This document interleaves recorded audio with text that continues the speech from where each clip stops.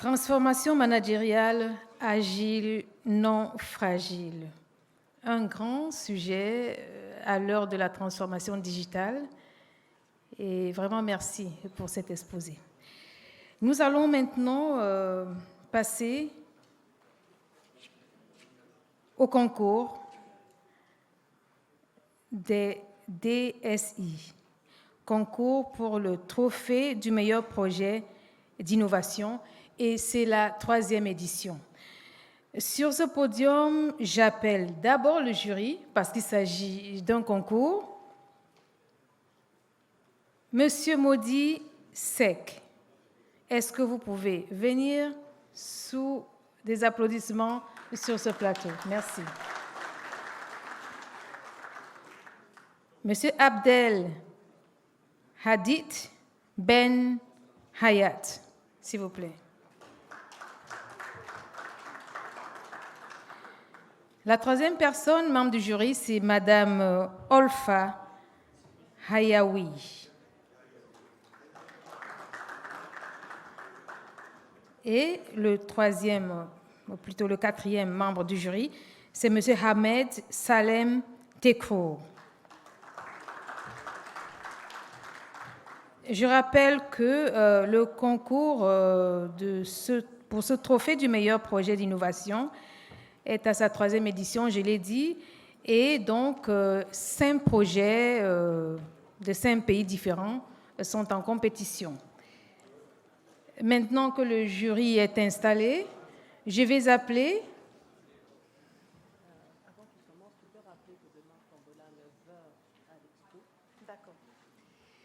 Voilà, pendant que je m'apprête à appeler les gens qui compétissent, justement, on me signale de vous dire que la tombola, la grande tombola, c'est demain à 9h. Vous serez peut-être le prochain gagnant. Et il paraît qu'il y a un gros cadeau à gagner. Voilà. J'appelle maintenant les gens qui compétissent pays par pays en distanciel. Il y a Monsieur Franck Ladé du Togo en distanciel. Et je sais qu'il y a 8 minutes, pas plus, par candidat et par pays.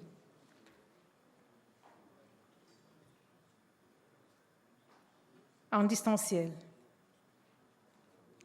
Bon. Qu'est-ce que je fais? Il est là. Voilà. Merci parce que je ne voyais pas l'écran. Merci.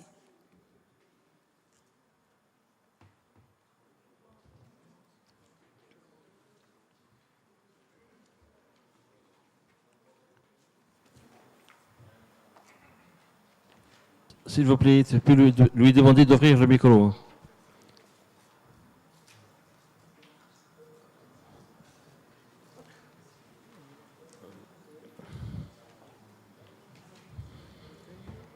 La technique a quelques aléas. Le direct a... pendant qu'il essaie de se connecter, je vais rappeler encore et encore que là, il est question du concours des directeurs des systèmes d'information. 5 pays sont en train de compétir. Il y a donc le Togo, on attend le candidat en distanciel, il y a le Sénégal, il y a le Burkina Faso, il y a le Bénin et bien évidemment la Tunisie. Est-ce qu'il est en direct? S'il n'est pas en direct... Oui, justement, Monsieur Franck Ladé, si vous m'entendez, est-ce que vous pouvez ouvrir votre caméra et votre micro? Question technique. Voilà, il est là. Merci, c'est à vous.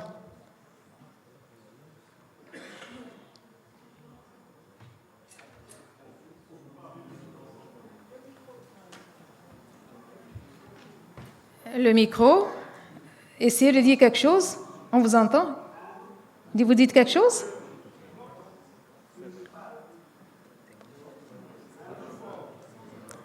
Parlez un peu plus fort, s'il vous plaît. On vous suit, mais c'est très, très sourd.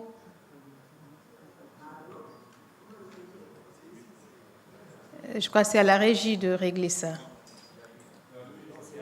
Ben, je ne sais pas si vous m'entendez, Monsieur Franck Ladé. Essayez de régler votre micro parce qu'on vous entend, c'est très très sourd. Hein? Essayez d'y aller avec un casque, s'il vous plaît.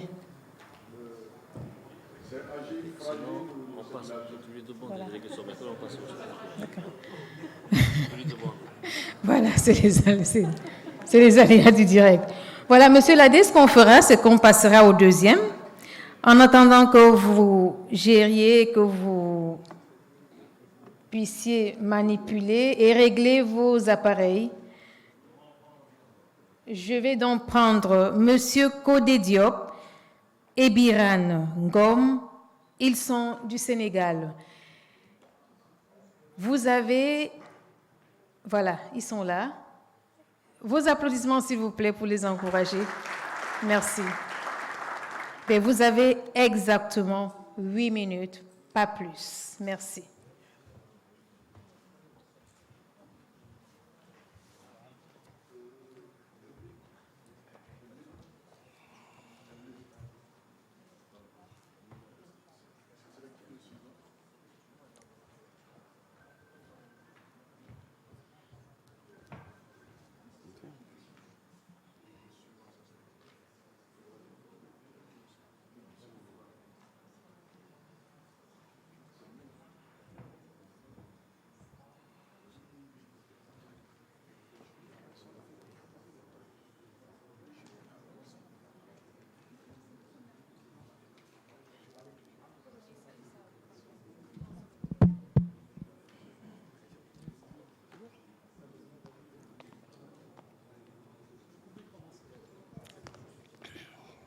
Bonjour à tous.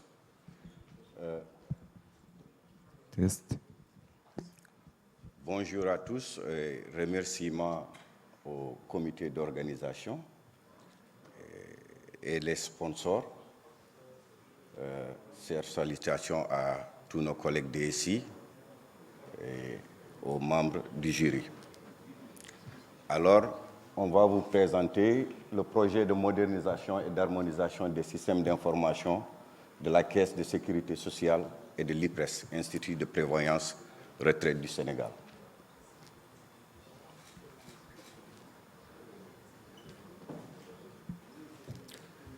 D'abord, on va présenter le contexte et la problématique. Pour nous, au Sénégal, nous avons une exception, c'est-à-dire pour les employeurs du secteur privé, nous avons 2 caisses. C'est une exception. Et il y avait la volonté politique de moderniser les 2 systèmes selon les recommandations du Doing Business. Pour simplifier les procédures des employeurs, ils exigeaient le paiement unique des cotisations sociales. Avant, on avait l'employeur se déplaçait à la Caisse de sécurité sociale, le même employeur du secteur privé, faisait ses déclarations physiques, et il se déplaçait à l'Institut de prévoyance retraite du Sénégal pour faire cette déclaration physique. C'était trop compliqué et les processus étaient redondants, ce qui engendrait aussi de l'évasion sociale. Un employeur qui se présente à la caisse s'affilie et 1 an plus tard, il se présente à l'IPRES. Donc, avec la refonte de nos SI, on a essayé de rapprocher les 2 systèmes pour faire un seul système. Allez-y. On a fait une refonte totale de nos 2 systèmes d'information avec la reprise des données, un ERP avec tous les processus support et en intégrant un portail de télédéclaration, télépaiement, etc. Avec le métier aussi, il y a la GEDLAD pour numériser les archives et intégrer ça dans les processus de gestion. Aussi, la particularité, c'est qu'on a des cartes bancaires et biométriques pour les retraités, ce qui était une première en Afrique de l'Ouest. C'est des cartes JIM-IOMA, des cartes bancaires, qui embarquent la biométrie pour les preuves de vie et l'authentification. Tout ça dans un environnement sécurisé.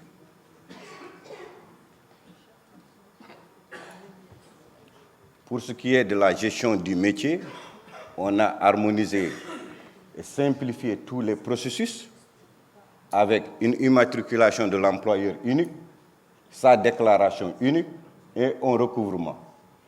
Donc, on a eu 77% des employeurs actifs aujourd'hui dans la gestion unique. Personne ne fait de déclaration séparée. Et 87% ont déjà un compte en ligne.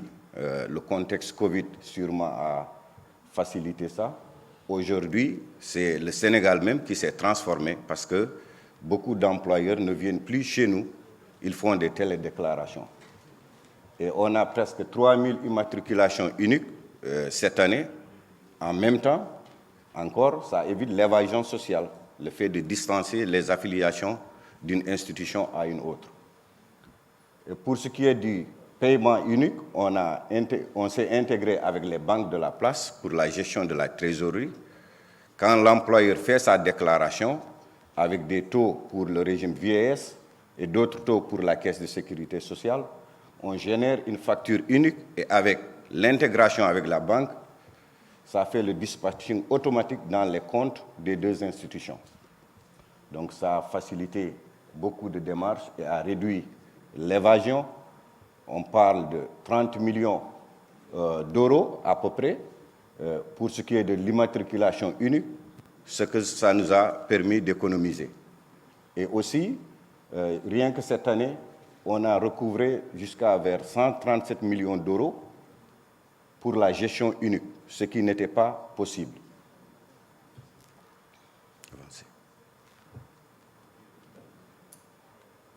Voilà, ça c'est le portail où il y a un espace employeur qui se connecte dans son espace et fait toutes ces démarches. Et avec aussi l'espace salarié pour consulter sa carrière et faire des simulations même sur sa future pension de retraite. Et aussi, ça, c'est les cartes bancaires biométriques, comme vous le voyez. C'est des cartes GIM, IOMA, mais avec la biométrie. Avec les cartes biométriques, quand on les a implémentées, on a vu que plus de 2000 retraités ne sont plus présentés parce qu'il y avait la biométrie. Il y avait sûrement des décédés et la famille continuait à percevoir. Ça a disparu parce qu'on avait bloqué les paiements. 2000 ne sont pas signalés, ça fait 1 an. Donc, c'est probablement des paiements indus.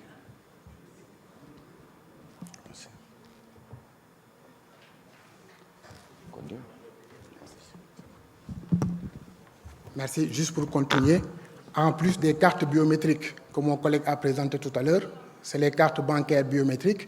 On avait fait le choix de dire que tout allocataire qui a une pension qui dépasse 100 000 francs, il fallait qu'on le bancarise. Donc les retraités qui ne pouvaient pas se doter d'un compte bancaire, on était capable, nous, de lui donner une carte bancaire biométrique et il pouvait être payé sur la carte et recevoir sa pension. C'était un des modes de paiement qu'on pouvait offrir. En plus de cela, on a proposé des cartes pour les salariés. Donc actuellement, les salariés qui sont dans la gestion, dans l'activité courante, ont une carte numérique. Donc toute leur carrière peut être suivie à travers la carte numérique et quand ils changent d'entreprise, ils doivent présenter la carte et on ne perd pas le circuit du salarié. On avait des difficultés parce que quelqu'un qui change d'entreprise, il ne pouvait pas justifier ou avoir son numéro pour dire à son nouvel employeur où est-ce qu'il était.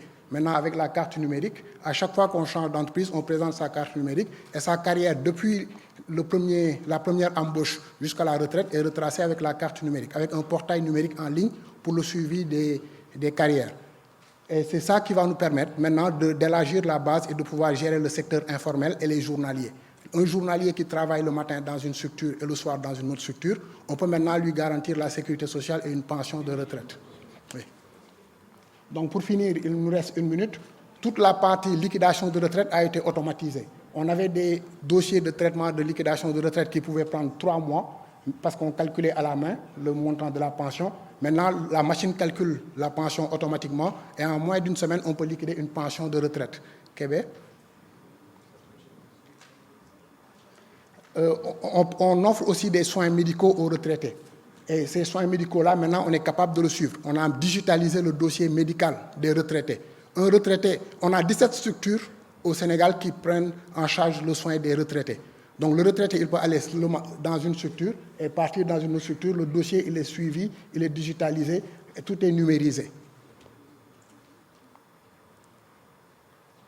Là, c'est toutes les autres directions qu'on a aussi informatisées, la finance, les RH, les achats au niveau de l'institution, les patrimoines, tous les loyers, tous les immeubles des institutions de la Caisse et de l'IPRES, on le gère maintenant depuis un système d'information. Merci beaucoup.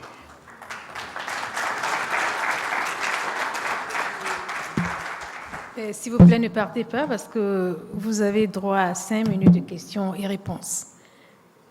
Donc, à vous l'assistance. Merci pour l'exposé. Vous n'avez pas parlé de la hypothèse sécurité. Pour la sécurisation de ces cas. Donc, pour enchaîner, essayez de prendre les questions ensemble et vous répondez directement. Donc, la partie sécurité, la partie un peu socle technique. Oui, là où la présentation s'est arrêtée, c'était un peu pour la haute disponibilité. On a l'IPRES et on a la Caisse de sécurité sociale, donc ces deux institutions, on a mis 2 data centers. Donc on a la haute disponibilité parce qu'on a 2 sites déjà, la réplication. Et pour chaque site, on a déployé toutes les solutions de sécurité qu'il faut, aussi bien au niveau réseau, au niveau physique des machines, mais aussi au niveau des serveurs et des applications. Et on a garanti qu'on a les 2 data centers qui sont répliqués de part et d'autre pour qu'à chaque fois qu'un des sites a des difficultés, que le trafic soit basculé sur le deuxième site. C'est ça l'avantage d'avoir la DSI de la Caisse de sécurité sociale et la DSI de l'IPRES ensemble. Parce qu'on a mis... La carte? Non, actuellement, quelqu'un qui perd sa carte, il a, via le portail, la possibilité de déclarer. Si c'est une carte bancaire, il déclare la perte de la carte bancaire, on bloque la carte. Et après, on est capable de renouveler la carte et de lui donner une nouvelle carte. Mais la carte, c'est avec un code PIN et avec la biométrie. Donc, même si on ramasse, on ne peut pas l'utiliser.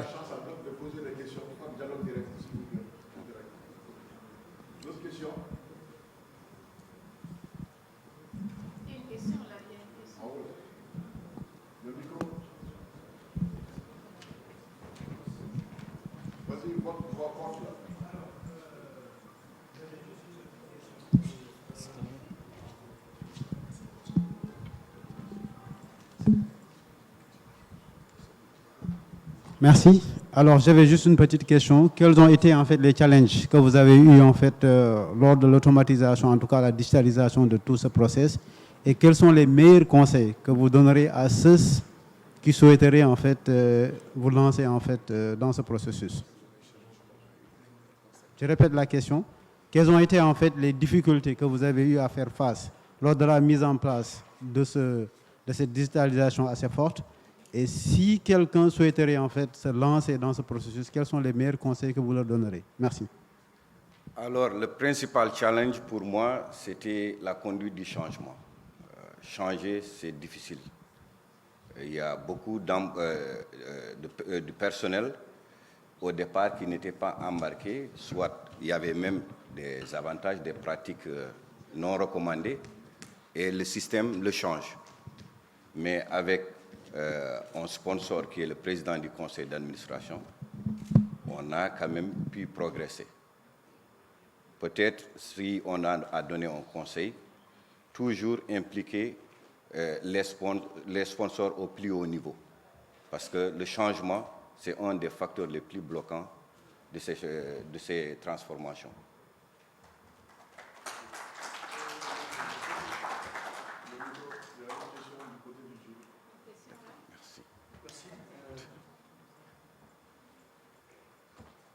Merci beaucoup. Je vous remercie de la clarté de votre exposé. Je voudrais juste rapidement savoir ce qui a été conduit sur la composante ressources humaines pour accompagner cette transformation. Quelle est la transformation qui a été conduite sur la composante ressources humaines? Parce que c'est un système, mais avec tout ça, il y a une composante ressources humaines pour la formation des ressources humaines pour pouvoir gérer les systèmes et pouvoir répondre aux doléances des clients. Deuxième chose, d'après l'expérience de la mise en service des réseaux, quels étaient les taux approximatifs de disponibilité de services? D'accord. Merci. Ce qu'on a mis en place, c'est un ERP avec le module ressources, avec tous les modules support. Maintenant, durant le déploiement qui a été agile, toujours il y a eu la formation.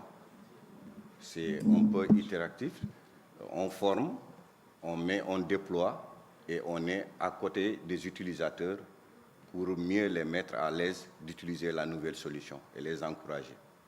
Il y a aussi une motivation qui venait de la direction générale pour ceux qui sont bien impliqués dans le projet. Donc, le service est disponible. On a la haute disponibilité. Ça, on l'a pris en compte dès le début. La haute disponibilité.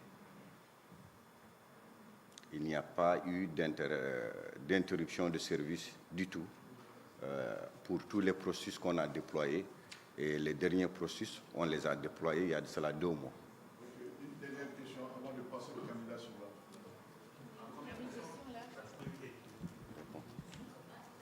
Merci. Bonjour. Je voudrais féliciter l'équipe qui a présenté l'exposé.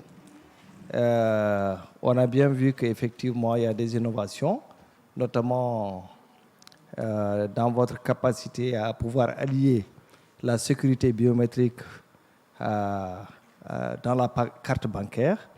On a bien vu également que du côté entreprise, c'est-à-dire IPRES et caisse de sécurité, vous avez pu exposer l'impact de ce que vous avez fait de votre solution.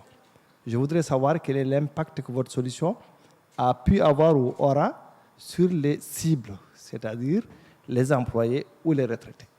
Merci. L'impact, je laisse peut-être mon collègue répondre. Très rapidement, hein. L'impact, c'était comment nous avons évalué l'impact. C'est de voir comment les employeurs ont adhéré à la proposition. Et comme vous avez vu les chiffres, actuellement, sur les employeurs actifs au Sénégal, 77% ont adhéré. 77% maintenant font des déclarations uniques et des paiements uniques. Donc, ils ont dit carrément que ça leur simplifiait les démarches administratives. Au lieu de faire 2 chèques, ils font un seul chèque. Au lieu de faire 2 déclarations, ils font une seule déclaration. Et parfois même, ils peuvent payer depuis leurs espaces de bureau parce qu'ils ont un portail en ligne.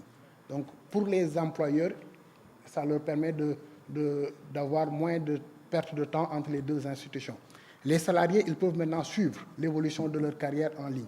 Et pour les retraités, ils sont contents de savoir qu'on protège l'institution, qu'on fait de sorte que les paiements indus sont réduits. On arrête de payer à des personnes qui ne sont pas des retraités. Donc pour eux, on leur a sauvegardé de l'argent et on pourra continuer à pérenniser le paiement de leur pension au niveau du Sénégal.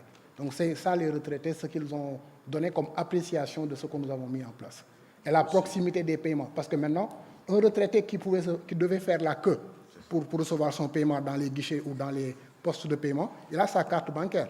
Même quand nous ne sommes pas ouverts le week-end, si sa pension est versée le vendredi, il peut attendre le samedi ou le dimanche, aller dans un GAP, prendre sa pension et retourner chez lui, en plus des autres facilités que nous avons offertes. Donc les retraités, ils sont là.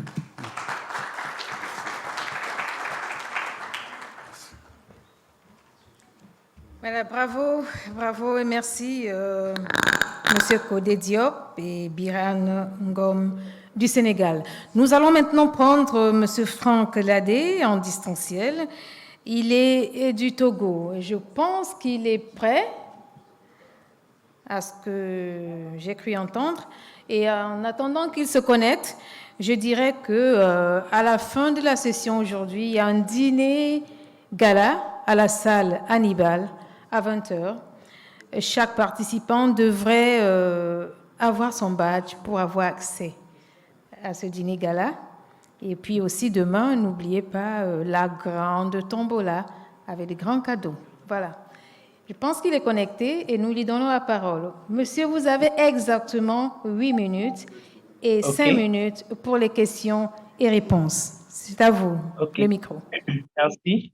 Vous me recevez cette fois? Allô? Allô?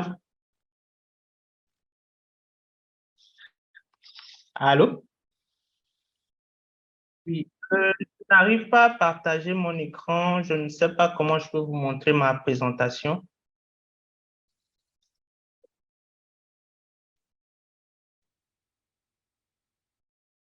OK. Donc, moi, c'est M. Ladé Franck, architecte système de l'Institut national d'assurance maladie au Togo. L'INAM, c'est un institut qui a été créé par décret au Togo, qui assure la couverture maladie des agents publics, les agents publics et leurs assujettis, c'est-à-dire épouses, enfants. Et elle a été créée depuis 2011. L'objectif, c'est d'assurer une accessibilité aux soins de qualité aux bénéficiaires. Donc, à ce jour, nous avons dans notre système plus de 400 000 cotisants et ayants droit. Et on a comme partenaire plus de 90% des centres de santé et pharmacies du Togo. Donc, le contexte de notre projet se trouvait dans le sens où on a un panier de soins, nous avons un panier de soins qui comporte les médicaments qu'on prend en charge dans notre assurance, les affections et les actes de santé qu'on couvre et les partenaires, c'est-à-dire les formations sanitaires et les pharmacies qui sont conventionnées par l'INAM. Donc, on devait... Oui, allô?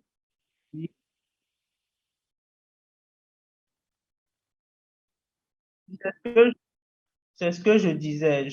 Maintenant, c'est bon. C'est bon? Là, c'est bon, OK.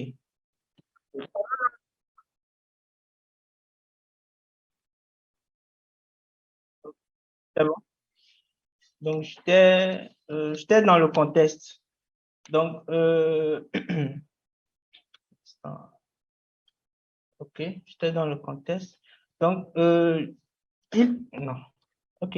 Il fallait mettre à disposition des assurés et des formations sanitaires et prestataires de soins la gamme de produits que nous prenons en charge. Et il fallait également réduire les fraudes parce que certaines formations sanitaires qui ne sont pas conventionnées par l'INAM se faisaient passer pour des partenaires de l'INAM et offraient des soins frauduleux aux assurés. Et certains assurés également, ne sachant pas quel médicament prendre en charge et tout, il y avait tous ces problèmes qu'il fallait régler. Donc, vous n'êtes pas sans savoir que au Togo, chez nous, nous avons déjà la couverture Internet de tout le pays n'est pas à 100%. On a des zones reculées où il n'y a pas Internet. On a la difficulté de donner l'information sur le panier de soins à nos partenaires, formation sanitaire comme assurés. Et le peu de personnes qui avaient accès à cela, on avait des difficultés.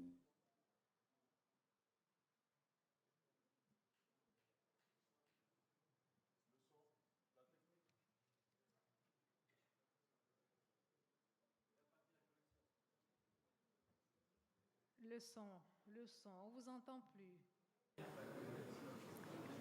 Monsieur Ladé, on ne vous entend plus. Le prix de... Nous avons décidé... Voilà, c'est reparti, c'est bon. Allez-y. OK. Comme solution, nous avons décidé de mettre en place une application mobile, puisque tout le monde maintenant de nos jours a un smartphone. Donc, on a décidé de développer une application mobile en interne pour permettre à un grand nombre d'avoir accès à ces données-là. Donc, l'objectif principal, c'était de permettre que les données soient consultables hors connexion, c'est-à-dire après la première installation, on n'a plus besoin d'avoir Internet pour pouvoir consulter les données. Donc, c'est de là qu'est né notre projet Presta Plus.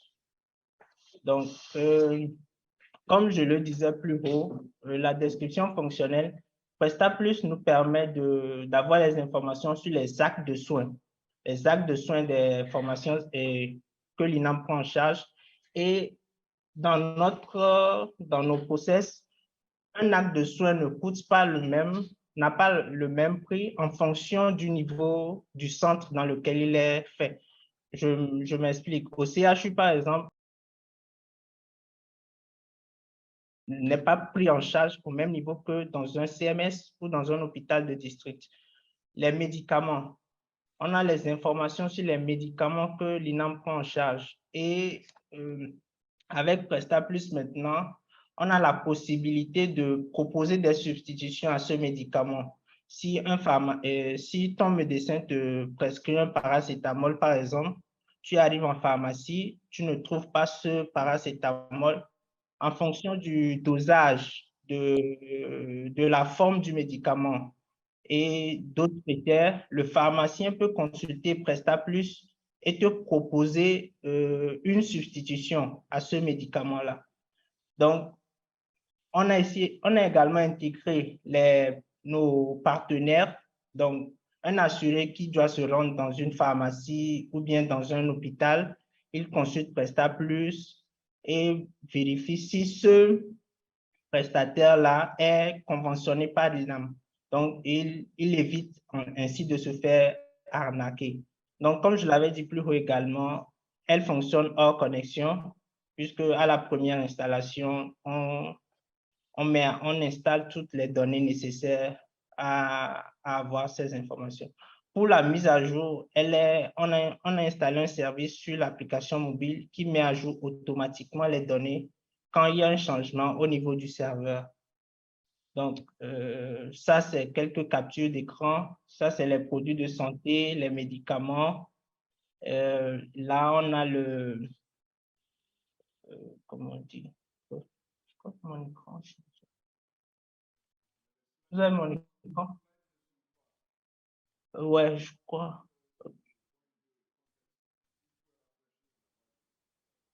Ouais.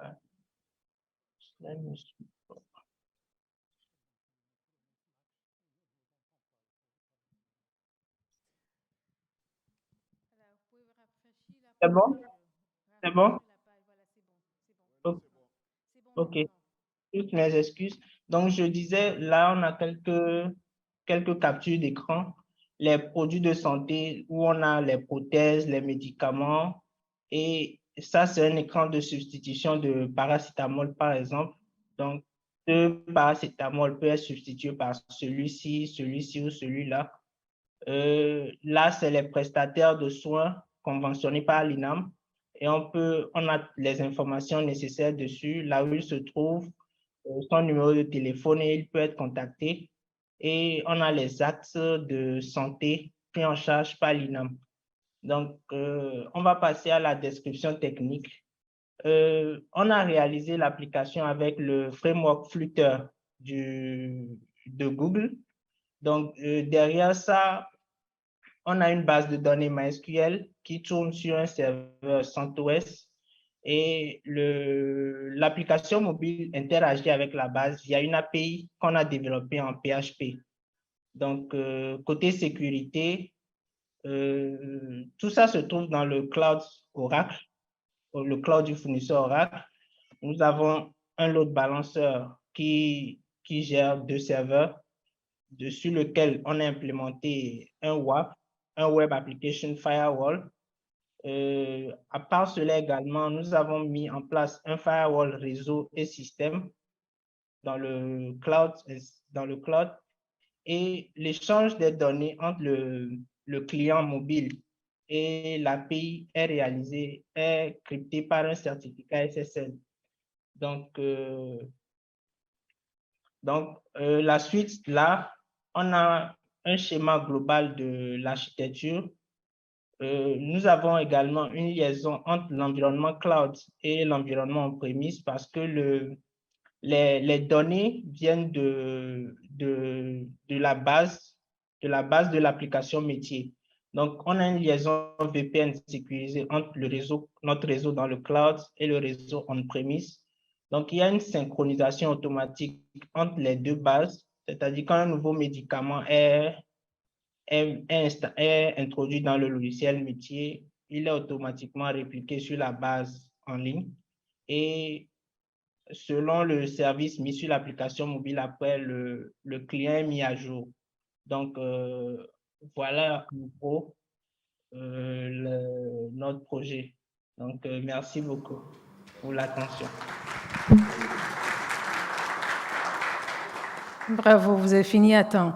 Vous avez droit à 5 minutes de questions et réponses. Je ne sais pas comment ça va se passer, mais je pense qu'on va utiliser les micros pour qu'ils puissent écouter les gens dans la salle.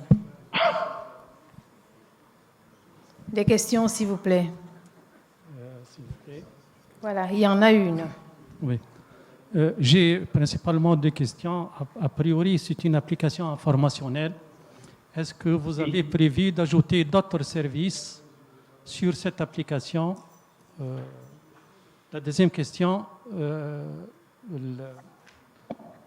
offline, donc l'information offline, puisqu'il peut l'utiliser sans connexion.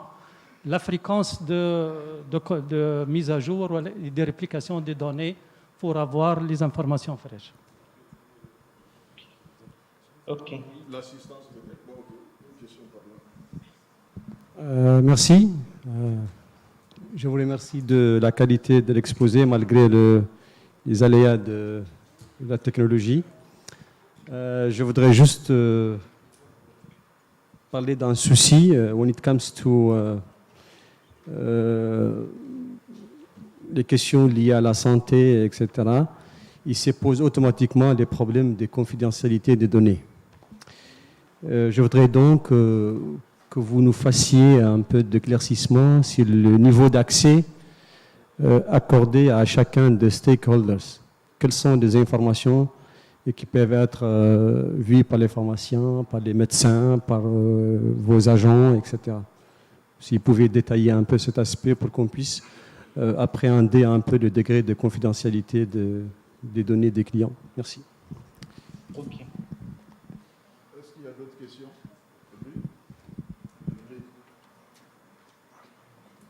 Sinon, on va le laisser répondre. C'est bon, je peux commencer par répondre? Oui, allez-y. OK. Donc, pour la première question, il a été demandé si on a prévu d'ajouter d'autres services. Oui. Déjà, par exemple, pour les pharmacies, il y a les pharmacies de garde. Donc, déjà, les améliorations qu'on prévoit, c'est d'intégrer les pharmacies de garde dans le système. Les pharmacies de garde conventionnées par l'INAM, c'est de l'intégrer dans le système. C'est d'intégrer également la géolocalisation pour permettre de proposer aux utilisateurs les centres les plus proches, de lui et les pharmacies les plus proches de lui. Donc ça, c'est l'évolution majeure qu'on prévoit. Maintenant, allez-y, sorry. Pour la deuxième question qui concerne la fréquence de mise à jour, sur l'application mobile, le service mis en place pour la mise à jour tourne tous les 4 heures de temps. C'est vrai que la mise à jour des médicaments et des actes de soins n'est pas aussi fréquent que ça. Ce n'est pas aussi fréquent que ça, mais le service pour mettre à jour le service background qui tourne sur l'application mobile fait son travail chaque 4 heures de temps. Voilà, il y a des questions. C'est une question. Il y avait une question sur la confidentialité. Exactement. Bon, pour la confidentialité, je dirais qu'aucune donnée personnelle de nos assurés ne se trouve sur cette application. Déjà, la liste des médicaments qu'on fournit déjà, c'est une liste standard qui se trouve sur Wikipédia. Je n'ai plus vraiment le code en tête. C'est une liste qui se trouve sur Wikipédia déjà. Donc, il n'y a pas de données personnelles, de données sur la santé de nos assurés qui se trouvent dans cette application. On partage essentiellement les actes pris en charge. Est-ce que l'INAM prend en charge le paludisme? Est-ce que l'INAM prend en charge comment on dit, bon, je ne sais pas quelle maladie, le paludisme, le choléra par exemple? Est-ce que l'INAM, cette pharmacie, si je peux utiliser ma carte INAM? Est-ce que dans cette formation, je peux utiliser ma carte INAM? Est-ce que ce Doliprane, c'est pris en charge par l'INAM? C'est essentiellement ce qu'on fournit dans l'application. Maintenant, pour les caractères, les données personnelles de nos assurés, ça c'est on-premise, puisque je sais qu'il y a une loi chez nous au Togo sur la santé qui n'autorise pas à mettre dans le cloud public les données de santé de nos assurés. Ouais, il vous reste 1 minute. Une question dans la salle, s'il vous plaît. Une question?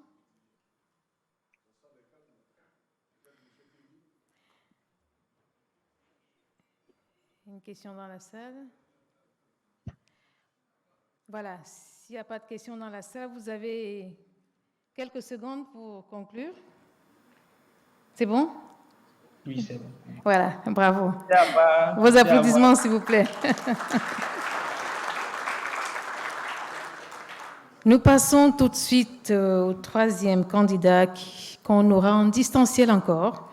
Il s'appelle Sanou Marcelin. Il est du Burkina Faso. J'espère qu'il est en ligne.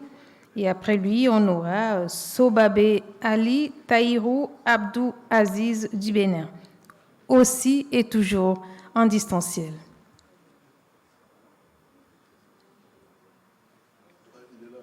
Voilà. Vous êtes là, vous nous écoutez. Bonjour, monsieur. Oui, voilà. Bonjour tout le monde. Vous avez 8 minutes, merci.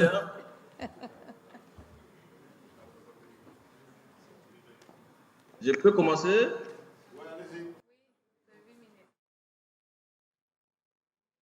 Vous me recevez très bien? Parfait. Donc, je vais partager mon écran.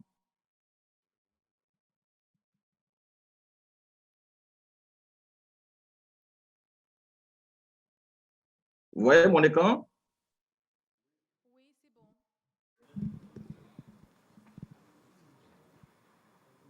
Parfait. Donc, bonsoir tout le monde. Je suis Marcelin Sanou, le directeur du système d'information du ministère du développement industriel, du commerce, de l'artisanat et des PME du Burkina Faso. Donc, je vais vous présenter mon projet qui a pour titre la plateforme digitale Made in Burkina. Donc, ma présentation va s'articuler essentiellement sur 5 points. Le premier point, on va d'abord définir qu'est-ce que le label Made in Burkina, pourquoi la plateforme digitale Made in Burkina, qu'est-ce que la plateforme digitale Made in Burkina, que gagne-t-on avec cette plateforme et comment ça marche.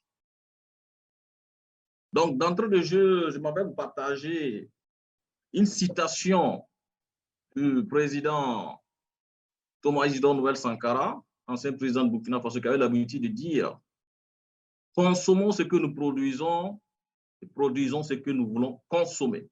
Donc, c'est dans cette optique que le département en charge du commerce du Burkina a créé un label dénommé Made in Burkina, qui est un marquage en fait, de l'origine que les producteurs peuvent apposer sur leurs produits. Il constitue un avantage concurrentiel reconnu pour les produits tant au Burkina que pour le développement à l'étranger. Donc, c'est un label vraiment restrictif et qui répond à un cahier de charges précis et son usage est contrôlé par le ministère en charge du commerce. Le label est protégé sur le plan régional par l'Organisation ouest-africaine de la propriété intellectuelle et il dispose d'un certificat qui a été délivré en 2019. Donc, quels sont les objectifs visés justement par le label Made in Burkina? Donc, d'entrée de jeu, il faut noter que le premier objectif, c'est de pouvoir identifier tout produit burkinabé sur un marché donné, que ce soit sur le plan national et international. C'est d'orienter et mettre en confiance les consommateurs désirant les produits originaires du Burkina Faso, qu'ils soient, et c'est de renforcer la visibilité des produits burkinabés sur le marché national et international, afin qu'ils soient priorisés par les consommateurs. en mettant l'accent sur la qualité. Donc, ces produits pouvant bénéficier essentiellement du label Made in Burkina sont des produits du secteur primaire qui sont fabriqués sur le territoire national, tels que les produits de l'agriculture, par exemple. Voilà. C'est les produits également du secteur secondaire fabriqués sur le territoire burkinabé, tels que les produits de transformation artisanale. C'est les produits importés et également les produits de l'artisanat.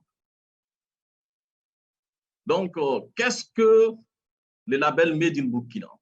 Toujours. Donc, il faut noter qu'il y a un certain nombre de produits qui ont été labellisés au Burkina. Il y en a 4. Il y a les pains tissés Faso d'Anfani, qui bénéficient déjà d'un label. Il y a les pains teintés, qu'on appelle quoi, Kodonda. Il y a les pains, il y a les chapeaux des Saponais qui identifient justement voilà, le Burkinabé. Et il y a le beurre de karité produit au Burkina Faso. Et enfin, il y a la norme NBF qui identifie les produits certifiés Made in Burkina. Donc, pourquoi le ministère, pourquoi nous avons proposé justement et réalisé une plateforme digitale pour la promotion de tout ce qui est produit labellisé et certifié Made in Burkina? C'est pour répondre à un manque de visibilité et de compétitivité voilà, des produits burkinabés à l'échelle nationale et internationale. Et c'est pour également voilà, essayer de répondre un peu aux difficultés en termes d'accessibilité de document des produits. Voilà. Aussi, l'insuffisance des produits au profit des acteurs dont les produits ont été labellisés et certifiés. Et qui sont ces acteurs-là? Ces acteurs sont majoritairement des femmes. Des femmes qui sont regroupées en associations. Vous avez quelques images en fait de ces femmes-là. Par exemple, vous avez une association de femmes tisserandes qui tissent des pains Faso d'Anfani. Leur travail, c'est ça. Et généralement, ils sont regroupés en association. Et sur chaque métier à tisser que vous voyez là, à l'écran, sur chaque métier à tisser, vous avez environ voilà, une vingtaine de femmes qui sont regroupées en association. Et ça leur permet de survivre à leurs besoins. Et les métiers à tisser voilà, coûtent au Burkina 100 000 francs, soit environ 490 dinars tunisiens. Voilà. Et ça leur permet de, voilà, de produire des pains et d'avoir des recettes sur chaque pain qu'elles vendent. Voilà, par exemple, les 3 pains de Faso d'Anfani tournent autour de 12 000 francs CFA. Donc, à travers la plateforme digitale Made in Burkina, voilà, qui est justement un marché virtuel, prenant en compte un catalogue en ligne de plus de 150 produits. Donc, au niveau de la DSI, nous avons contribué à mettre en place cette plateforme-là, en prenant en compte tous les produits labellisés et certifiés et qui sont produits par ces femmes-là, généralement. Donc, ces produits ont été intégrés dans un catalogue en ligne et la plateforme du Burkina est accessible voilà, sur Internet à travers des plateformes web et des applications mobiles, notamment Android et iOS. Donc, tout client qui veut négocier, qui veut plutôt payer voilà, un produit Made in Burkina, il suffit d'aller sur l'adresse madeinburkina.bf et de faire des commandes et de se faire livrer. Donc, toujours, la plateforme, elle est accessible, comme je l'ai dit tantôt, sur Internet. Ça, c'est la version web. Voilà, il suffit de taper l'adresse www.madeinburkina.bf, vous serez rédigé sur la plateforme et vous serez accueilli par une jeune dame voilà, qui est également habillée en pain tissé Made in Burkina. Donc, ça, c'est le lien d'accès à la version Android de l'application pour faciliter justement voilà, son utilisation sur les smartphones. Voilà. Ça, c'est le lien. Vous avez les liens ici d'accès à l'application iOS. Et enfin, à travers cette plateforme, on a la possibilité d'avoir des reports, de faire des reporting et d'avoir des statistiques vraiment en temps réel sur toutes les commandes qui ont été effectuées. Alors, en termes de sécurité, donc, il faut noter que les plateformes web et mobiles ont été développées voilà, sur WordPress. Selon les bonnes pratiques en matière de sécurité informatique, nous avons intégré justement la sécurité dès la conception, de sécurité by design. Donc, elle assure tout ce qui est confidentialité, intégrité, disponibilité des données collectées. Voilà. Donc, ces plateformes sont sécurisées via le protocole TLS, Voilà, pour ajouter une couche de sécurité qui garantit davantage la confidentialité et l'intégrité des données qui transitent grâce au chiffrement des données. Elle utilise les connexions HTTPS. Alors, que gagne-t-on justement avec une telle plateforme? Avec cette plateforme, donc, premier gain, premier bénéfice, ça permet aux acteurs justement qui produisent ces produits-là, notamment les braves femmes, dans le domaine des pains tissés, de l'agroalimentaire, etc., voilà, de renforcer la visibilité et la compétitivité des produits sur les marchés nationaux et internationaux, et de contribuer à améliorer les revenus, majoritairement. Voilà, le revenu des acteurs, majoritairement femmes et jeunes. Donc, il faut noter qu'à ce jour, merci. Donc, il faut noter qu'à ce jour, la plateforme a permis de réaliser plus de 150 commandes de produits de plus de 50 vendeurs pour un montant de plus de 1 100 000 francs, avec plus de 50 acheteurs émanant de 7 pays issus d'Asie, des États-Unis et d'Afrique. Voilà. Donc, troisième gain, elle permet de mettre à la disposition des consommateurs des produits de qualité. Donc, comment ça marche? On accède à la plateforme en quatre étapes. C'est de se connecter, c'est d'ajouter son produit au panier, de renseigner les informations en créant son identifiant, son mot de passe, et de valider sa commande. Voilà. Donc, quelles sont les actions en cours? Donc, il faut noter qu'actuellement, la plateforme n'intègre pas un module de paiement. Donc, à cet effet, nous avons pris en compte les acteurs de l'écosystème e-commerce pour aider ces acteurs-là à pouvoir commercialiser, vendre, payer et se faire livrer. Donc, il y a une convention qui a été signée entre eux. Voilà. Et nous continuons toujours la sensibilisation de ces acteurs pour qu'ils puissent adhérer toujours à la plateforme Made in Burkina. Donc, rapidement, une démo vidéo de 2 minutes maximum, si vous le permettez.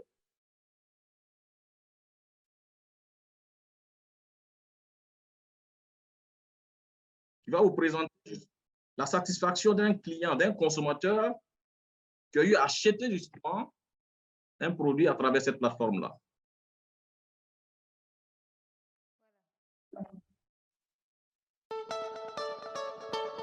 Je suis Sidnorman Stéphane Yamego et j'ai eu le plaisir d'utiliser la plateforme de commerce en ligne Made in Burkina.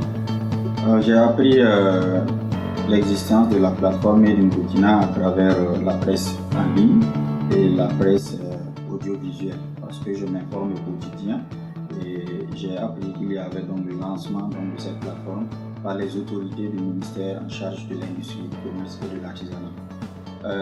J'ai pris la pleine mesure donc, de pouvoir visiter la plateforme, de voir en fait ce qu'elle offrait donc, comme possibilité.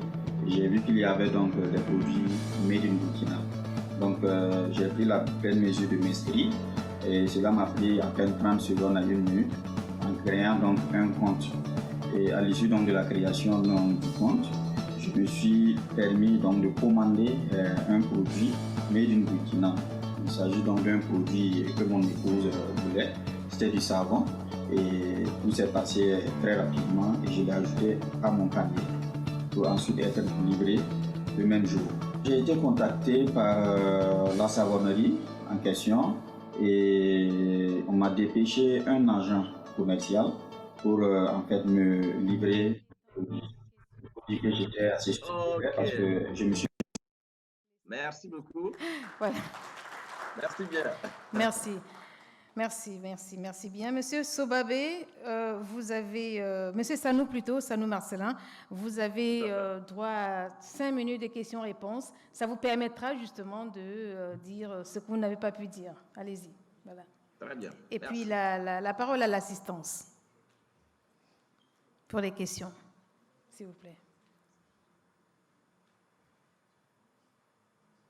Question.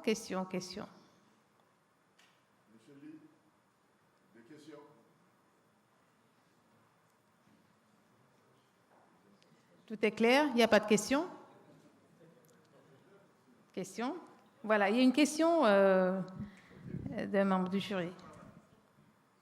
Merci. Oui, juste après. Je voudrais juste poser la question. On comprend bien à travers la présentation que la plateforme ne contient pas la composante paiement et livraison.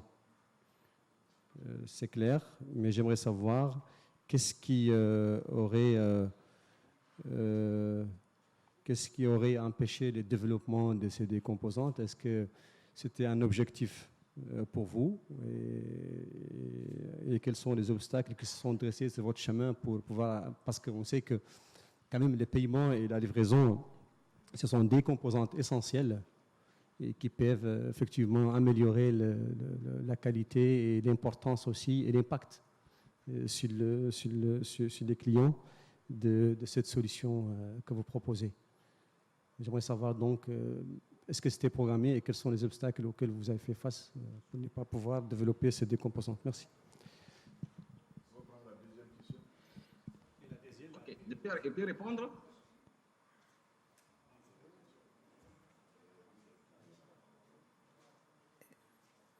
On prendra une deuxième question. Oui. Vous avez pu noter la première question? On prendra une deuxième pour gagner du temps. Merci. Donc la question concerne un peu l'application qu'ils ont utilisée pour développer leur système. Je vois que c'est WordPress. Et au niveau sécuritaire, il y a beaucoup de failles parmi les CMS. Est-ce que vous avez pris en compte cela? Et si oui, est-ce que vous comptez migrer vers d'autres plateformes un peu plus sécurisées? Parce que c'est un peu sensible, je pense.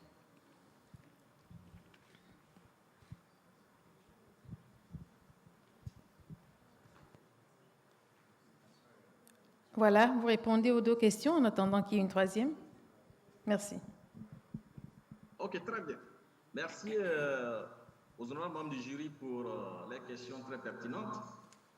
Donc, par rapport à la première question relativement au e-paiement et aux services de livraison, donc il faut noter que c'est pris en compte dans le cadre projet. Donc, on n'a pas pu le réaliser pour la phase pilote parce que tout simplement, voilà, il y avait un certain nombre de contraintes, voilà, avec certains agrégateurs de paiement.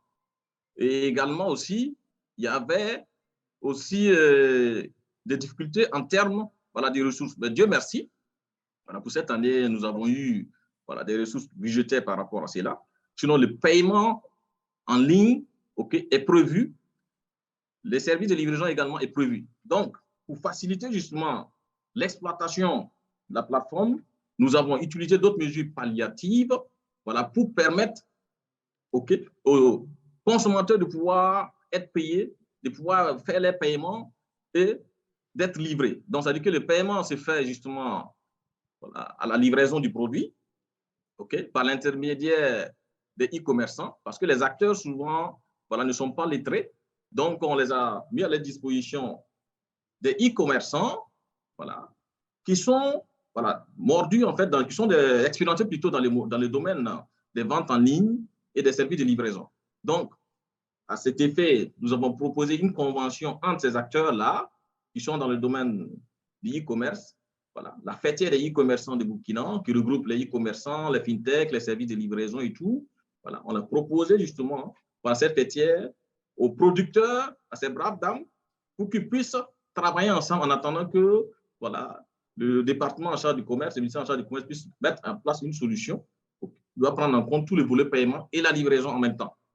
Donc, ce qui fait qu'actuellement, voilà, c'est cette collaboration qui est faite entre, voilà, ces acteurs et puis les producteurs, ok. Et à la date d'aujourd'hui, nous avons plus de 1 100 000 en termes de recettes, voilà, à travers cette plateforme. Et en termes de commandes, nous sommes jusqu'à plus de 150 commandes en ligne. Et une fois que les commandes sont faites, la mise en relation est faite directement par, voilà, la fêtière des acteurs du e-commerce. Donc, sinon, les volets e-paiement et les services de livraison sont pris en compte dans le projet.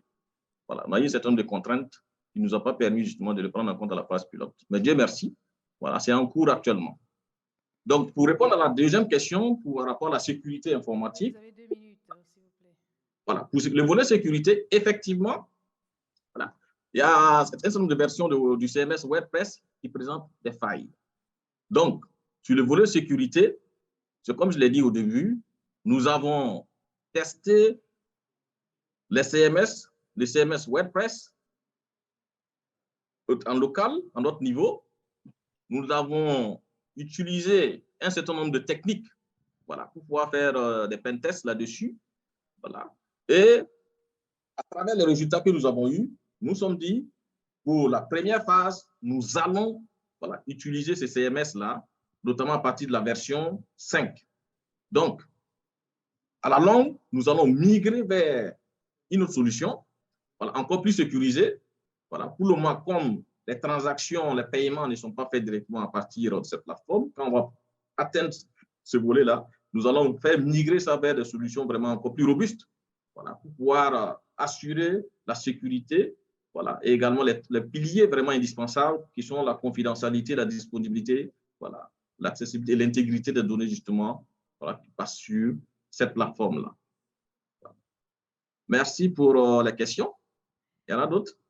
Non, merci. Merci, monsieur Marcellin. Et vos applaudissements pour lui, s'il vous plaît. Merci beaucoup. Merci et bien chose à vous depuis le Burkina Faso. Toujours en distanciel, nous aurons le 4e candidat. Il s'appelle Sobabé Ali Taïbou Abdou Aziz. Il est du Bénin. Et pendant qu'il s'apprête, on demande à M. Abès Krahim de Tunisie de se préparer. Lui, il le fera en présentiel.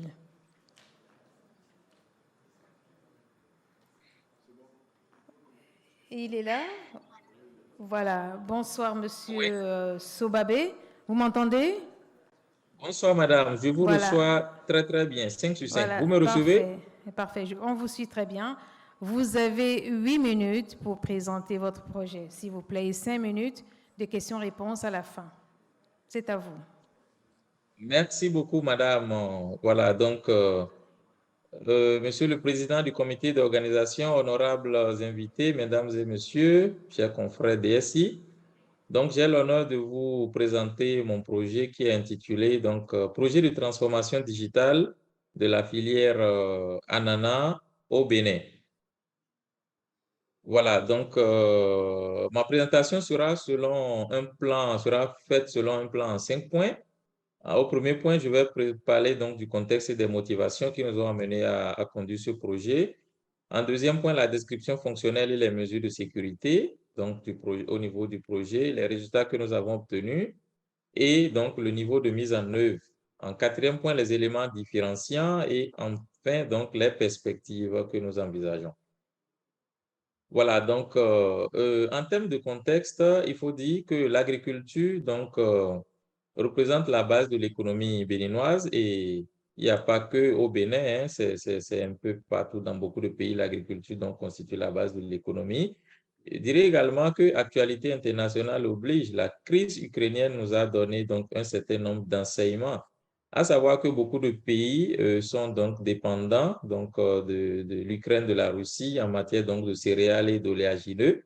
Et donc, il a fallu cette crise donc, pour que donc, les pénuries de, je sais pas, de céréales, de blé, etc., d'huile de tournesol, etc., puissent donc connaître et se développer dans plusieurs pays. Pour revenir au Bénin, je dirais que le secteur agricole au Bénin a apporté une contribution au PIB de 1,4 points. Le PIB du Bénin en 2021 est de 7,2%. Et donc, dans ces 7,2%, l'agriculture a apporté 1,4 points contre 0,4 points en 2020, pardon. Il faut dire également, pour aller dans le centre des statistiques, que le PIB agricole du Bénin est passé de 1,8% en 2020 à 5,2% en 2021. Vous voyez, de 1,8 à 5,2, cela prouve donc une nette progression donc, et cela traduit un développement significatif du secteur agricole au Bénin. Pour finir, sur ce chantier, je dirais donc que le Bénin est également le 4e exportateur donc, de l'ananas en Afrique et que l'ananas représente donc une importante source de création de richesses et d'emplois au Bénin. Alors, donc, de ce contexte que je viens de décrire, quels sont les défis qu'il y a à relever? Ces défis sont à 2 niveaux. Le premier niveau, donc, c'est la structuration, l'organisation, la sécurisation et la fiabilisation des données qui sont donc collectées et qui servent à la prise de décision. Deuxième défi, c'est que le conseil agricole à l'endroit des producteurs d'ananas souffre de la qualité de l'information ainsi que du timing de la mise à disposition donc, de ces informations. Et donc, quel est l'intérêt que suscite ce projet?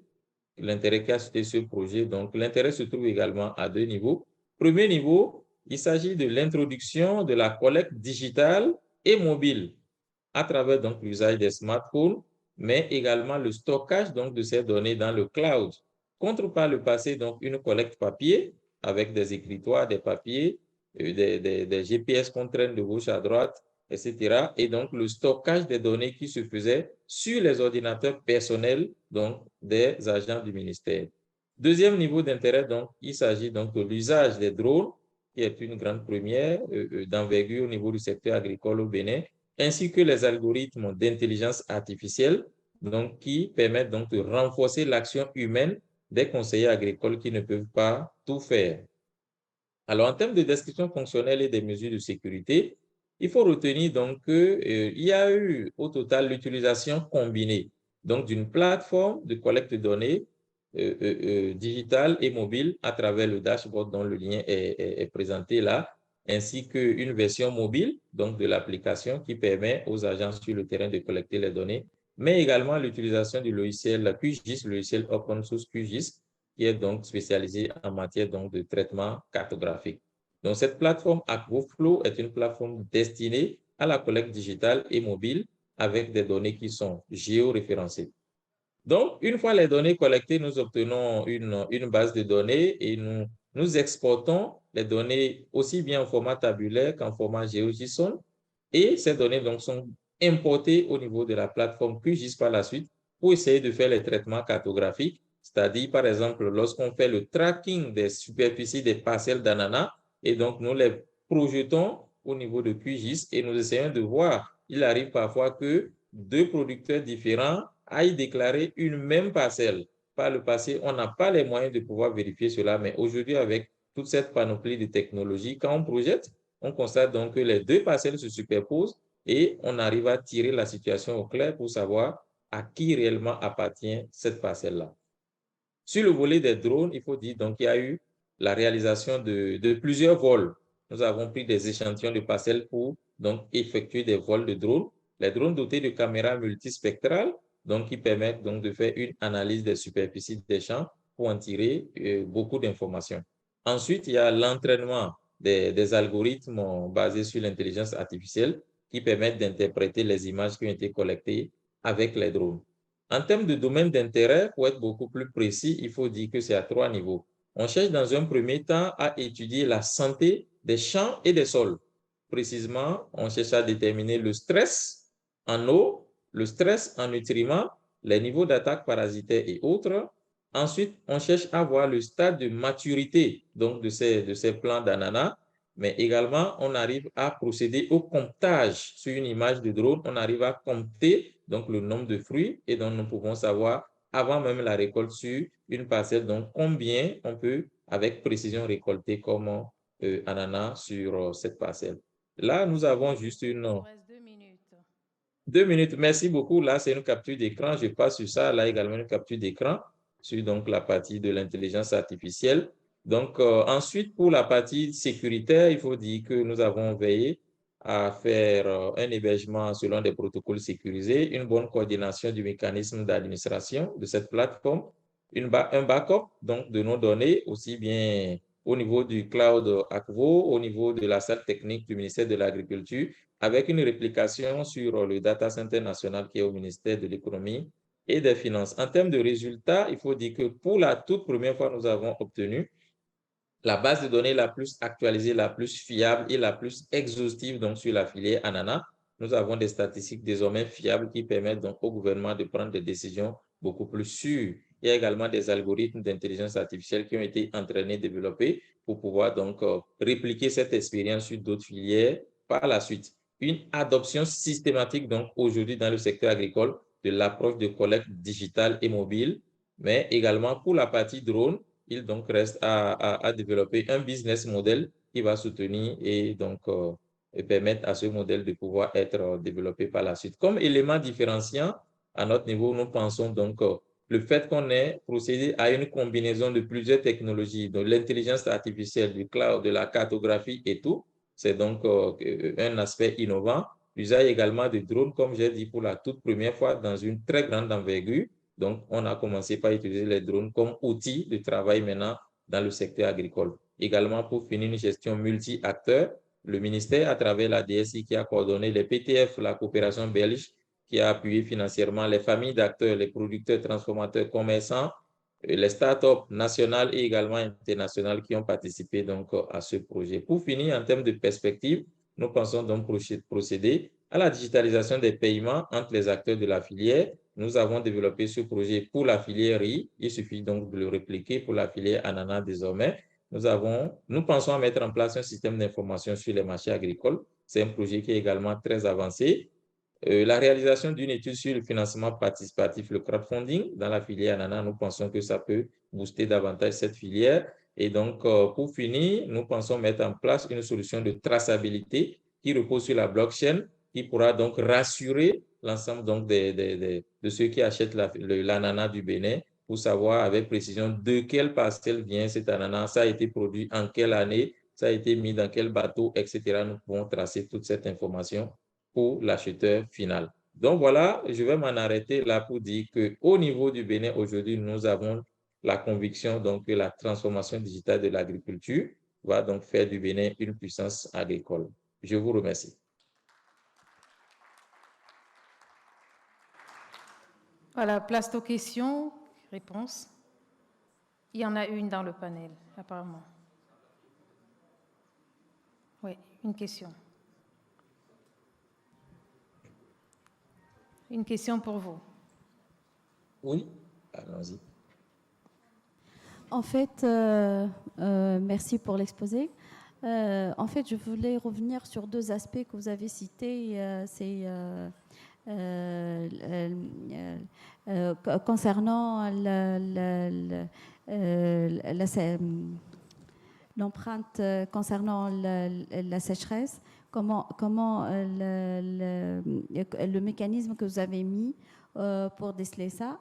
Et pour la partie blockchain, au niveau des chaînes de valeur, la traçabilité au niveau de la chaîne de valeur concernant le produit ananas. Donc, je voulais bien que vous explicitez un peu plus. Voilà.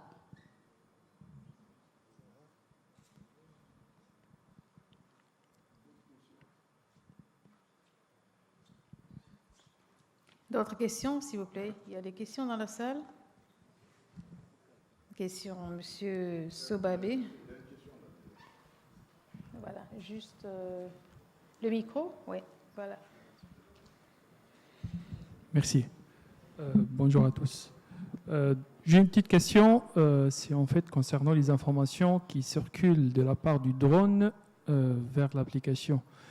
Qu'est-ce que vous avez utilisé exactement pour faire passer ces informations-là? Et merci pour la qualité de la présentation.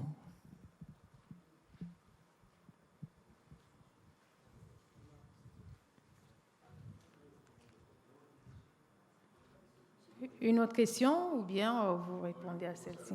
D'accord.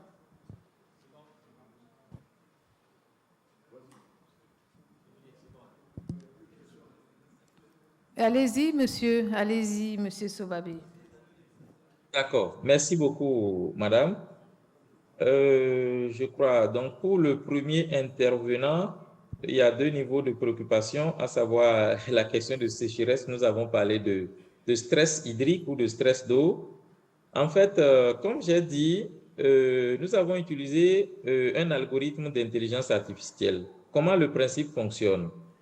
Il faudra entraîner cet algorithme dans un premier temps avec une base de données d'images, donc images donc des plants d'ananas qu'on a soumis volontairement à un stress hydrique. Et donc, ces plants se présentent d'une certaine façon. Et donc, nous en avons une base de données. Et donc, on apprend à cet algorithme, à savoir, lorsque un plant d'ananas est soumis à un stress hydrique, voilà comment il se comporte. Et donc, l'algorithme mémorise cela. Et donc, dans un deuxième temps, lorsque nous allons en milieu réel prendre les images avec le drone et qu'on soumet ces images-là à cet algorithme, il essaie de faire une comparaison. Est-ce que les images qu'on me soumet sont semblables aux images qu'on m'avait montrées et auxquelles on m'avait dit ces images-là, ce sont des images de plants d'ananas qui souffre d'un stress hydrique.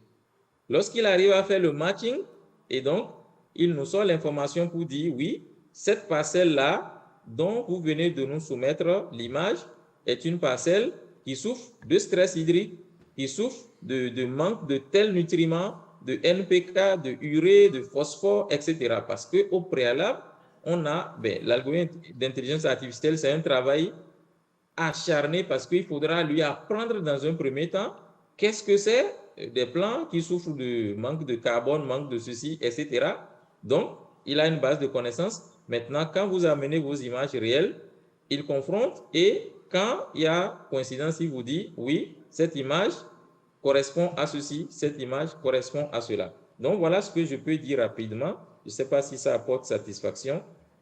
Par rapport à la blockchain, ce qu'il faut retenir à ce niveau, c'est que nous projetons donc d'encapsuler un certain nombre d'informations qui vont être présentées sous forme, donc, au final, d'un code QR qui sera collé, apposé au niveau du fruit d'ananas à l'exportation.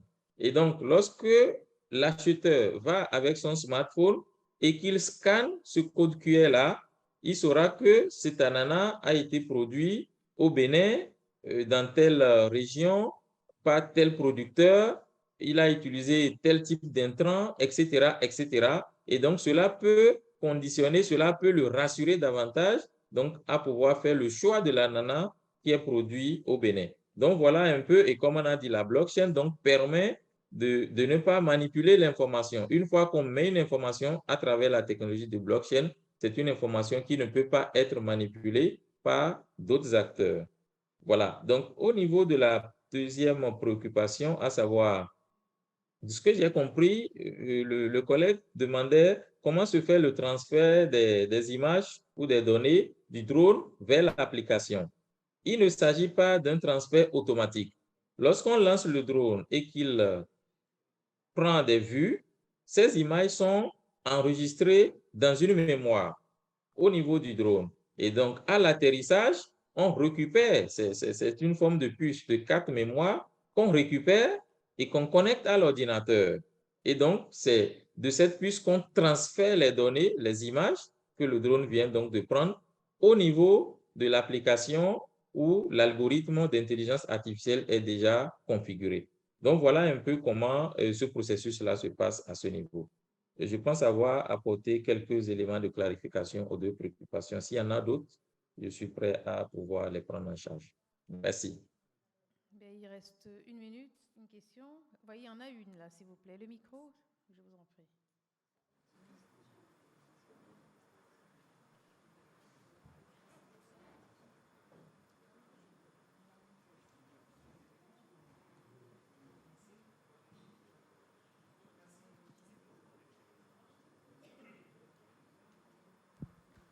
Merci, je félicite la qualité de présentation. Là, je voulais savoir, est-ce que vous avez pensé à implémenter une solution IoT, par exemple, en utilisant des protocoles modernes comme LoRaWAN pour la surveillance de qualité des plantes et la sécheresse, tout ça, donc dans les champs ananas?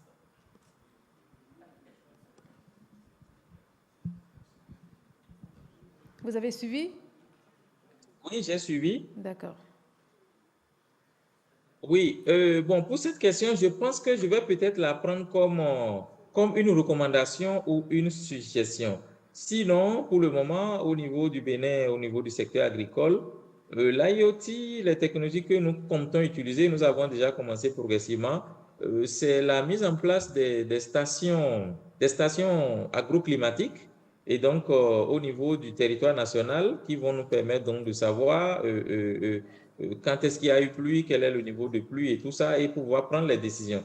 Mais un système IoT au niveau des parcelles directement pour suivre ces informations, nous n'avons pas ça en projet, donc c'est quelque chose que nous allons étudier pour voir la pertinence et la faisabilité dans notre contexte et donc décider de pouvoir mettre en œuvre cela. Mais je l'ai quand même bien noté et nous allons investiguer là-dessus davantage. Merci. Voilà, merci. Bravo. Tour à présent au 5e et dernier candidat par pays, on a dit. Celui-ci est de la Tunisie, il s'appelle Abès Krahem. On lui donne la parole pour présenter son projet. Merci. Bonsoir, monsieur. Donc, je me présente, je suis Abès Krahem, membre du comité de la veille technologique au sein de la Société régionale de transport de Kerouan. Et je vais présenter notre projet en collaboration avec mon collègue, M. Fakhri Kharrat, le directeur du département informatique à la Société régionale de transport de Kerouan. Donc, on va commencer. M. Fakhri. On va commencer par une petite courte vidéo qui a été préparée lors du lancement de notre projet à l'occasion de la rentrée scolaire 2022-2023.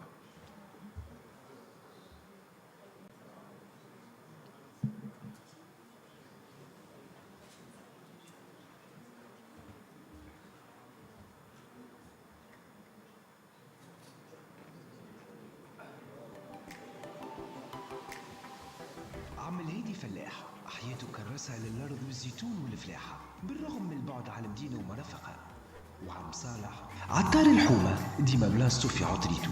الزوز في كل عودة مدرسية تلقاهم من بلاصة لبلاصة، من المدرسة للبوسطة لشركة النقل باش يحضروا أوراق اشتراكات صغارة. عم الهادي تصعب عليه بحكم البعد، وعم صالح يضيع برشا وقت ويضطر باش يسكر المحل متاعو.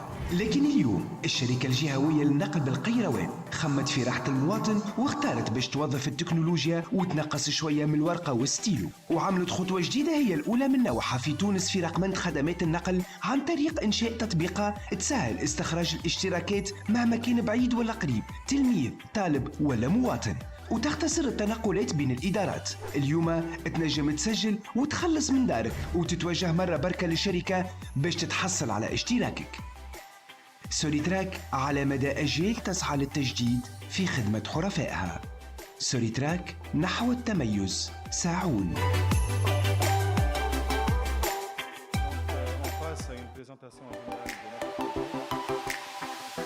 عم الهيدي Échappe, entrez. C'est bon. Donc, on passe à une présentation générale de notre projet. Le projet MySorryTrack a été mis en service depuis le 6 septembre 2022 et il fait partie d'un programme de digitalisation qui a été lancé par la direction informatique au sein de la Société régionale de transport de Kerouan et qui vise, depuis 2019, qui vise la mise en place de tout un système d'information voyageurs SIV ouvert au public et qui va permettre l'accès aux informations relatives aux horaires et aux itinéraires des voyages, la réservation et les paiements des déplacements en ligne, que ce soit pour les services réguliers ou occasionnels, et enfin la digitalisation des procédures d'obtention des abonnements scolaires et commerciaux, l'objet de notre projet MySorryTrack.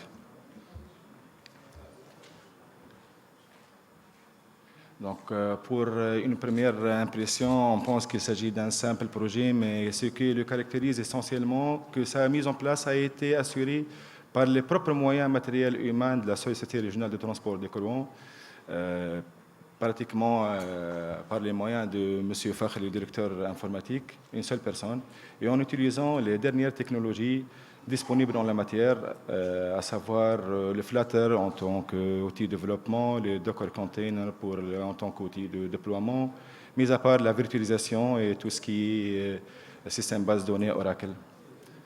Donc, aussi, il est le premier projet dans le secteur du transport public des voyageurs ayant exploité la plateforme d'interopérabilité supervisée par le CNI, le Centre national d'informatique, engageant plusieurs parties prenantes, à savoir le Centre national des technologies en éducation, le CNTE, et prochainement le ministère de l'Enseignement supérieur et de la Recherche scientifique.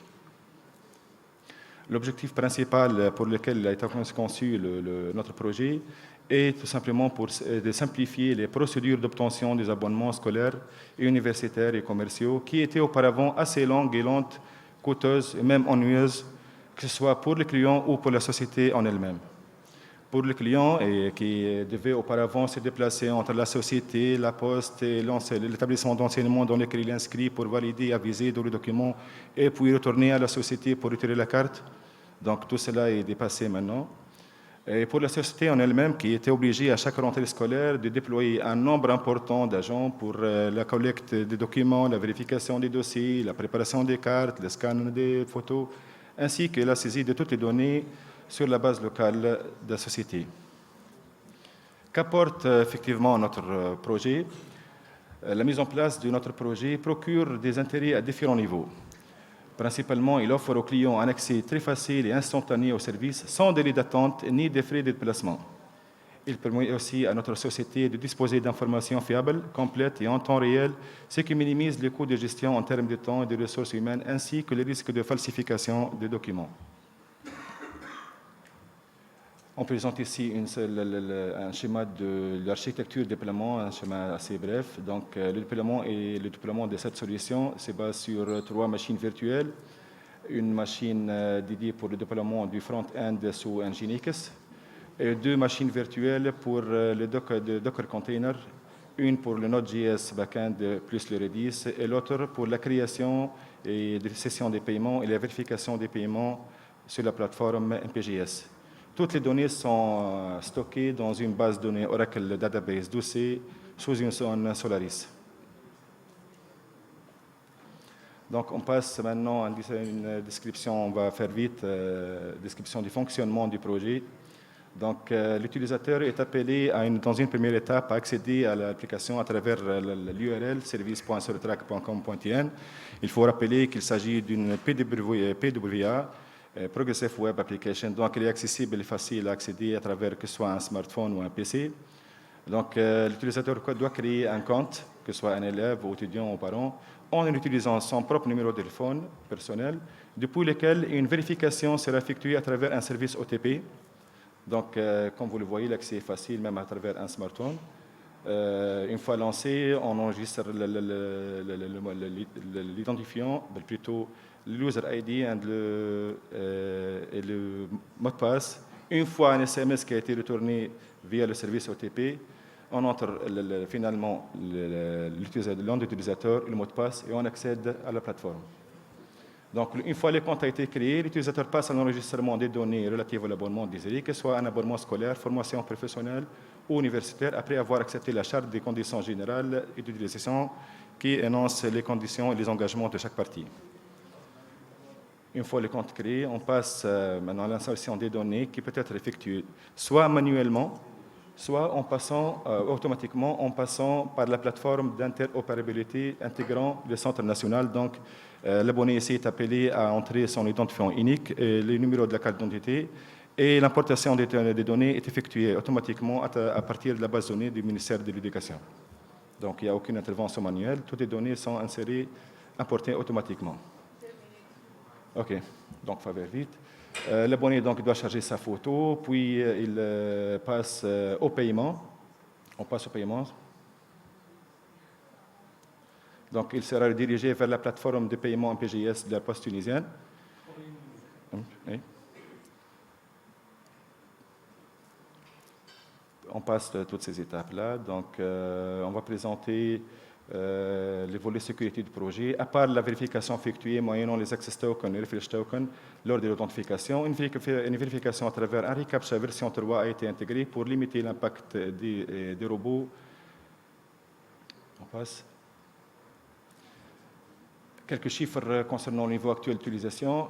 Pour la période du 6-9, donc la date de lancement de notre solution, jusqu'au 25 octobre, on a enregistré 16 800 comptes d'utilisateurs. L'envoi de plus que 31 000 SMS entre vérification ETP et préavis pour le changement de la photo ou pour retirer la carte. 25 550 abonnements créés. 490 000 vérifications via les CAPTCHA a été effectuées et validées. Et plus que 771 000 dinars ont été payés via la plateforme PGS. Quels sont les développements futurs? Donc, à partir de la rentrée scolaire prochaine, on va élargir la plateforme d'interopérabilité avec l'adhésion du ministère de l'Enseignement supérieur et de la Recherche scientifique pour l'importation des données relatives aux étudiants, ainsi que le ministère des Affaires sociales pour les données relatives aux abonnés pris à sa charge. Donc, il n'y a pas lieu d'insertion manuelle de données, tout sera importé depuis la base et la plateforme d'interopérabilité. Aussi, vu quelques difficultés techniques qu'on a vécues lors du paiement via la plateforme JS, on pense à intégrer d'autres modalités de paiement, comme le DD7, la solution de la Poste tunisienne, et le paiement via le solde téléphonique, le service USSD. Aussi, on va compléter et intégrer les services de location de bus, ainsi que les abonnements commerciaux. Merci.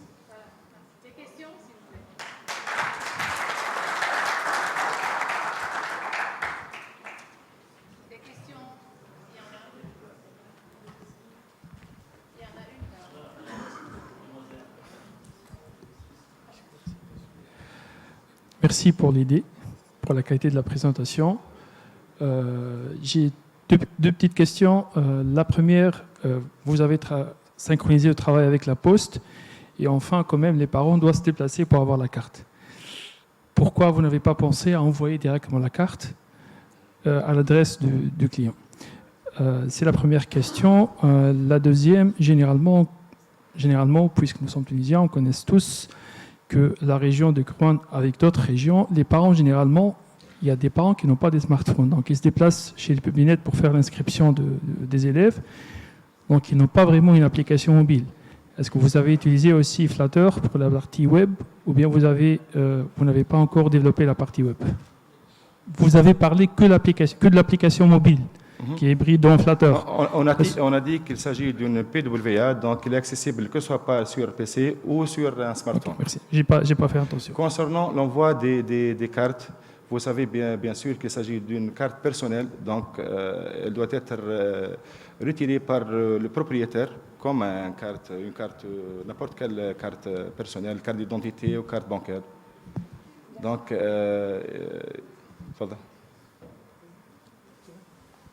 Donc, par rapport à la sécurité, là, vous avez parlé seulement de CAPTCHA. C'est une application qui contient du paiement en ligne. Donc, vous n'avez pas parlé d'un WOF implémenté pour sécuriser l'application.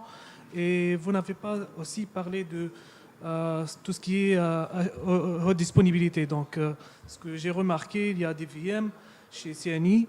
Je comprends peut-être qu'il n'y a pas de Kubernetes. Donc, vous avez déployé des Docker. Au début, vous avez parlé de Docker, puis vous avez déployé des Docker sur des VM. Donc, je peux comprendre qu'il n'y a pas de Kubernetes ou bien OpenShift, mais quand même, vous n'avez pas mis quelque chose à propos de la haute disponibilité, tout ce qui est load balancing, tout ce qui est off, tout ça.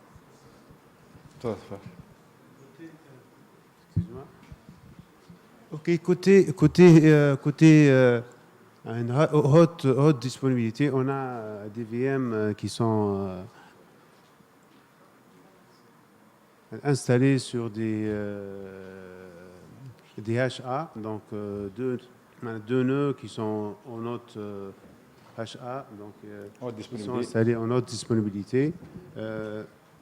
Concernant Kubernetes et tout ça, on va le faire dans les versions prochaines. Mais pour le moment,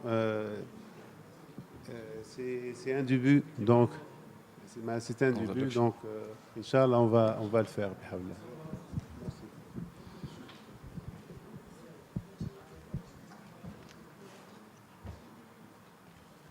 Il reste 2 minutes. D'autres questions? Il y a 2 minutes. Le président du club DSI, vous avez la parole. Toutes les questions. La solution, est-ce qu'elle est duplicable sur d'autres sociétés régionales? Bon, elle a été développée sous la tutelle du ministère du Transport. Donc, pour être honnête, pour les 2 sociétés régionales de transport, il y en a pratiquement que 2 ou 3 maximum sociétés qui sont pratiquement assez développées du point de vue informatique. Donc, l'architecture et tout ce qui est l'investissement, on a dépassé ça. Donc, on a les moyens. C'est pour cette raison qu'ils ont choisi la société pour le premier essai. On espère, ça dépend des investissements à faire pour les autres sociétés qui n'ont presque même pas une base de données, même pas un système ERP, alors que pour la Société régionale de transport, on parle d'un système, d'un ERP depuis 1999. C'est l'avantage pour lequel on a pu mettre en service la solution assez rapidement. Il y a une question là-bas. C'est quoi la valeur ajoutée en fait? Donc, on a dit, on a déjà prévu l'intérêt principal pour le client qu'il ne va plus se déplacer. Donc, vous devez connaître que pour la société régionale, on dispose de presque 30 000 abonnés sur 13 délégations dans le gouvernement de Krouane. Donc, plusieurs se déplacer pour des dizaines de kilomètres pour présenter les documents et attendre la préparation de la carte. De cette façon-là, à travers son téléphone, il peut enregistrer les données et payer. Il sera avisé que la carte a été imprimée. il se déplace une seule fois pour l'utiliser. Donc, il n'y a pas place au déplacement inutile ou l'effort. Du moment que c'est de la digitalisation, est-ce qu'il y a un impact sur le coût de la carte, au fait? Pratiquement, le prix de l'abonnement et le coût de la carte sont gérés par la loi. Donc, il y a un décret qui fixe les prix des abonnements et même les frais maximum à acquérir auprès du client, qui sont de 2 dinars. Donc, tout est calculé, même le coût d'acquisition des imprimantes, parce que la carte, elle est en PVC, elle contient un code à barre et un QR code. Donc, pratiquement, elle est plus coûteuse que l'ancienne, mais ça vaut la peine. Pour une première expérience, ça vaut la peine parce qu'il n'y a pas lieu de falsification. Elle est durable, l'abonnement est annuel, donc il peut résister toute une année. Le coût, c'est coûteux, pour être honnête. Et la dernière question du jury. Merci. Je vous remercie de la clarté de votre exposé. J'ai juste constaté une interruption au niveau de l'acheminement du processus. Quand l'usager, l'utilisateur fait son enrôlement, il procède au paiement, il imprime un document et il imprime un certificat de scolarité, il arrête les processus, il doit aller à l'établissement scolaire. On a fait vite parce qu'on m'a dit qu'il reste 2 minutes. Pour avoir la signature. L'impression de ce document est exigée juste pour les étudiants les élèves qui ont opté pour la saisie manuelle. Donc les données ne sont pas importées automatiquement. Donc on doit s'assurer qu'il est bien inscrit dans l'établissement et il doit aviser ce document. Donc s'il a choisi de saisir manuellement, il n'a pas choisi l'importation automatique à travers son identifiant unique, et il est appelé à aviser l'inscription auprès de son établissement. Donc à partir de l'année prochaine, il n'y aura pas lieu de saisie manuelle. Tout sera importé à travers la plateforme d'interopérabilité. Non, si j'ai bien compris, c'est une question d'enchaînement du processus. Donc, il fait son abonnement, il procède au paiement, il imprime l'attestation de scolarité, et là, il met en stand-by l'enrôlement en ligne. Il doit obtenir la signature du certificat, puis il revient pour l'uploader. Pourquoi ne pas prévoir l'uploading au début? Il charge tous ces documents, y compris le certificat de scolarité, et puis il aura un enchaînement. Donc, on n'a pas bien présenté le diapo. Concernant le document PDF, la première page contient un QR code.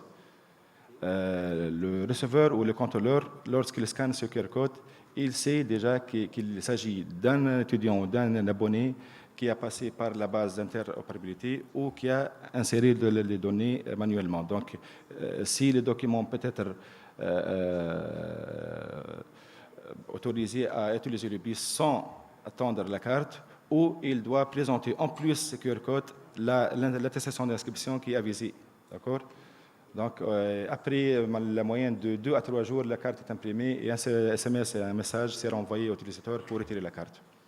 Donc, c'est une procédure transitoire puisqu'il s'agit de la première expérience. Et le temps entre le déploiement et la mise en service n'a pas dépassé presque 3 à 4 mois.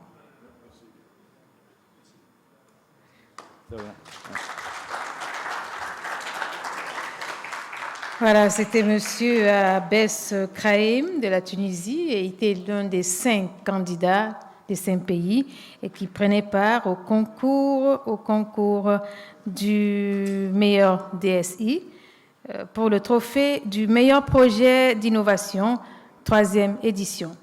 Voilà, merci à tout le monde, merci à tous, merci au jury. Je vous rappelle que tout à l'heure, là, dans dans 1 heure ou 2, à 20h, dîner gala, la salle Hannibal. Chaque participant devrait amener son badge pour pouvoir avoir accès à l'entrée.